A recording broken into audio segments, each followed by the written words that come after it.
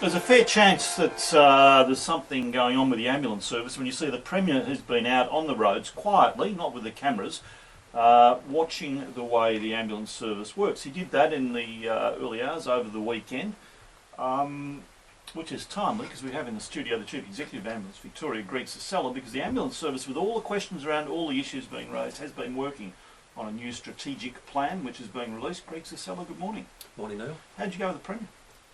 Look, firstly I think kudos to him for taking the time to go out and have a look around. He saw some challenging jobs, and both of them were patients in life-threatening situation, and both of them, well, one of them certainly will recover well, the other one we hope will. Do you think he took away a message on the broader problem that you're facing? Well, I got to speak to somewhere perhaps between 15 and 20 paramedics. He was at the emergency departments at the Royal Melbourne and the Alfred, so we didn't talk to him about what he got out of it, but certainly had plenty of opportunity to talk to the paramedics, and they were, congratulations to them, by the way, on the compliments. They all behaved very well. We hear a lot about the ramping problem, ambulances waiting at hospitals to get the patients in and sitting there. In fact, Robert Doyle, Chair of the Royal Melbourne, told me last week they had a real problem at Royal Melbourne and hadn't been handling it well enough. Did the Premier see ramping at work? The Premier would have been aware when he first started that there was a ramping issue at the Royal Melbourne. He didn't see it, and we were at the Royal Melbourne later on, and he saw the paramedics finishing off their paperwork and so forth. So ramping in the pure sense, no, but he certainly saw them, busy emergency departments. Okay, now the overview for Ambulance Victoria, do we agree that the way it's working now is not right?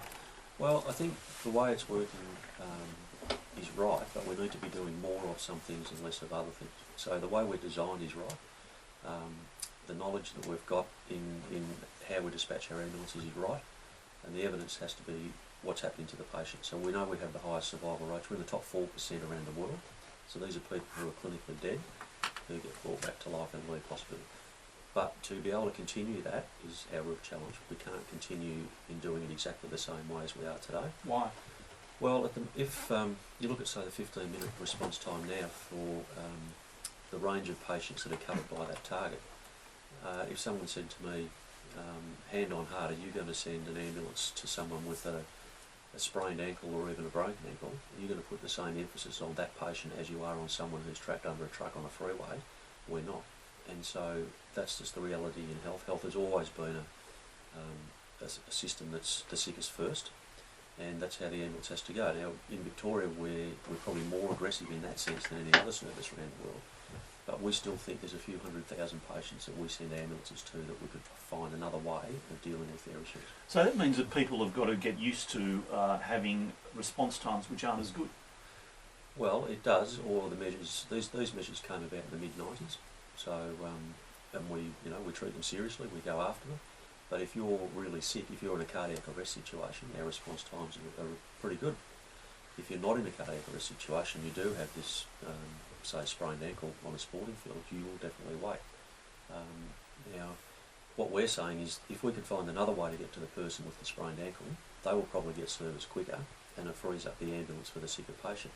If we try and send ambulances to the sprained ankle, we end up diverting them. So we have occasions where we might send 5 ambulances to a patient. We keep diverting them to sicker patients, so they end up waiting anyway, and we focus on the sick one. So, okay, you're talking about a dual system, one for urgent cases, one for non-urgent cases? Yeah, possibly, but even at the moment we have about 4 or 5 alternatives that we can use, and we've been doing this system I'm describing in Melbourne for about 10 years now, so we know it works. It's not a secret.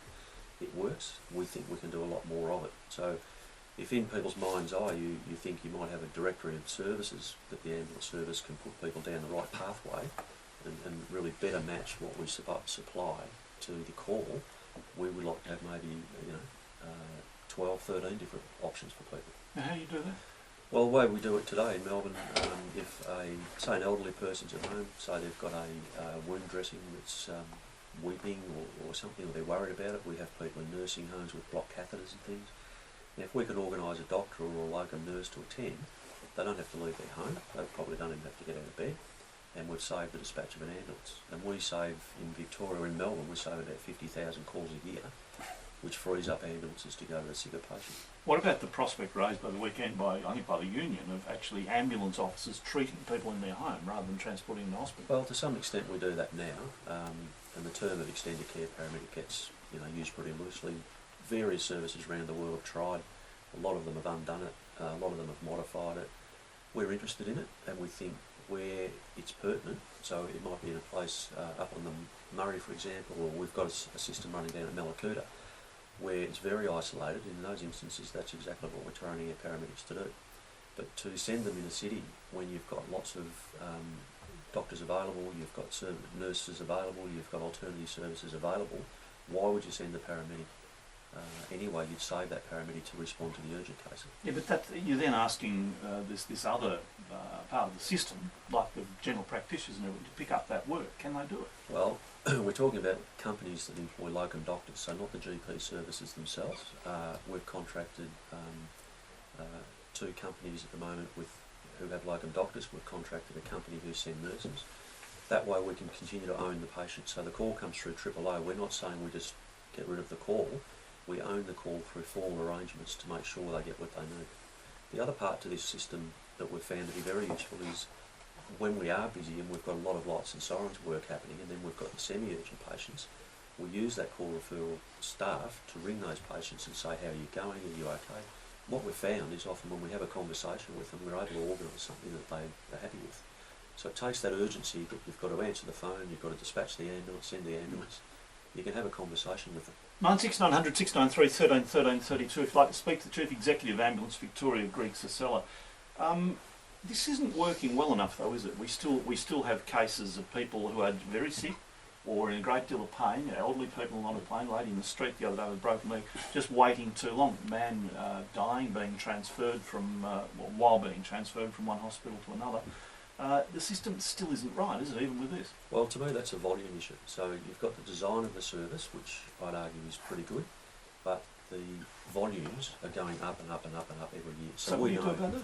Well, partly what we do is what we're describing now in this plan, get much more targeted on the sorts of patients that we can not send an ambulance to but send something they need.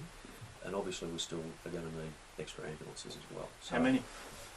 Well, that depends how many calls we can refer and have done in other ways. So at the moment, the planning we're having, we think we can halve the dispatching of urgent ambulances by the end of the 4th year of this plan. So that means they're double availability if we do this plan. But we know the ageing population is happening. We know the population growth in Victoria is true. And so we're not going to get any quieter, we're going to get busier and busier and busier. So we've got to take a bit of a step change in how we continue to develop the service. Which is increase the ambulances as well as change the nature of your calls. That's right. And then you've got to be able to be, in discussions with government, you've got to be able to be cost effective. So if you just continue to double the fleet year on year on year, in 10 years we'll have nothing on the road except ambulances. So you've got to be able to be efficient, and what we're talking about is a far more efficient use of money to get a much better improvement for the people who are non-urgent and then not having delays, and importantly for those people who are urgent. So it strikes me we're making errors at the moment and turning up too late, and also errors of assessment. Isn't this opening up to more errors of assessment? Oh, that's a non-urgent case. Oh, sorry, it was urgent. Well, the converse, firstly I think when you look at the volume, so every day, today we'll do about 2,500 emergency jobs. So the fact that we might get 1 or 2 wrong today, it's probably inevitable. It's not something we like, but we're never going to be perfect. We're trying to diagnose over a telephone. We can't see the person or touch the person. So I think it's a matter of being as careful as you can. As I've said, we've been running this system in Melbourne for 10 years. We've recently introduced it into Barwon South West, which is across to the border, and we've reduced dispatches of ambulance there by 7%. So what I'm getting at is that the benefits of this system would far outweigh the occasional error. But when you're talking the volumes that we're talking, you can't just keep continuing to double the fleet.